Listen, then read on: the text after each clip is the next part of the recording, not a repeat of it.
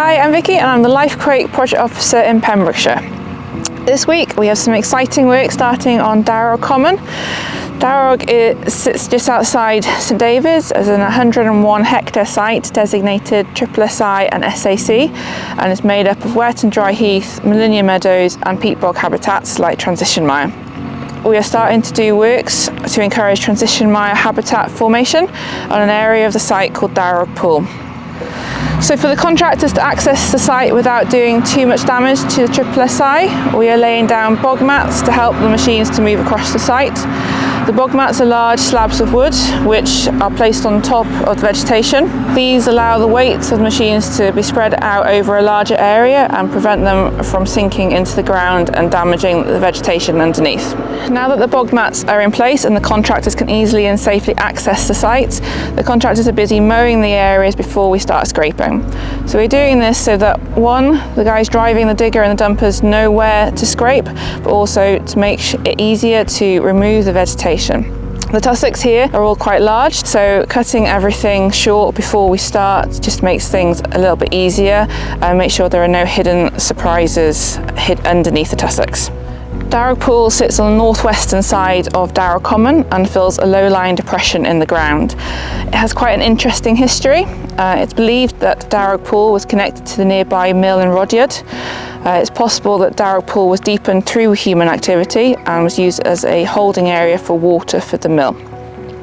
It was connected by a leat. So on Dowrog we have the River Allen, which flows from its spring a couple of miles north of here, down through Tretayo and Dowrog Commons, out through the farmland and then round to St David's.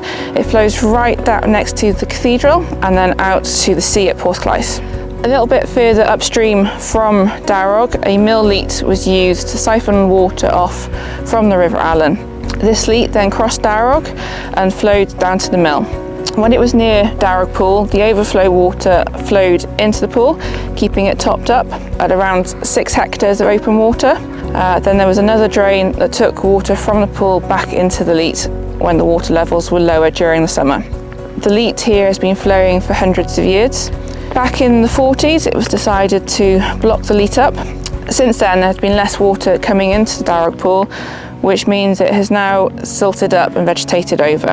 So all these large tussocks, these have taken over and now cover 90% of the pool area.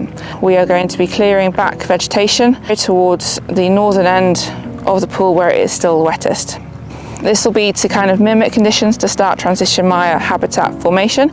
So all this thick scrub and tussocks will be removed, leaving bare ground and a shallow pool averaging 25 centimetres deep. It will then be left to vegetate naturally. The area to the left of where we're scraping this month was cleared back in the 80s, early 90s, and that has developed into a really nice habitat. It has marsh cinquefoil, bottle sedge, bog beam and common cotton grass. So the aim for now is that we're going to increase that area and increase coverage of sphagnum, cotton grass and other species by removing the dominant sedges, grasses, bramble that are taking over. These dominant species really smother out the smaller, more delicate plants that we want to see out here. They're also contributing to the drying out of the area by absorbing water. We want to be able to see open water plant species such as bladderworts and other water-loving plants that are needed for the transition mire habitat. It's hoped that underneath this thick vegetation the seed bank has survived and that we will have a lot more variety of plants growing back over the next couple of years. The top layer of peat that we are removing has become quite enriched with nutrients, which is not something we want out here.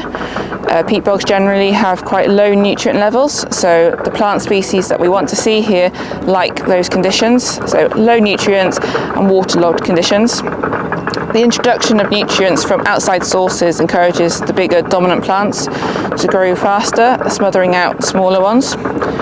So by removing the thick vegetation on top as well as the enriched layer of peat, this reduces the nutrient levels in the ground. The spoil is then removed from the area so that the nutrients can't leach back into the pool. It will be left in a sacrificial area on the edge of site where it will be shaped to form banks and create new habitat there. So we're out here today, it's the 14th of November. We still have some lovely dry sunny weather, so we're hoping, all being well, without any issues, we'll be finished out here within a month or so. Behind me, as you can see, they've started digging. So we're taking out the first few dumper loads of vegetation and enriched peat, and really starting to increase the size of the open water pools here on Dowrog.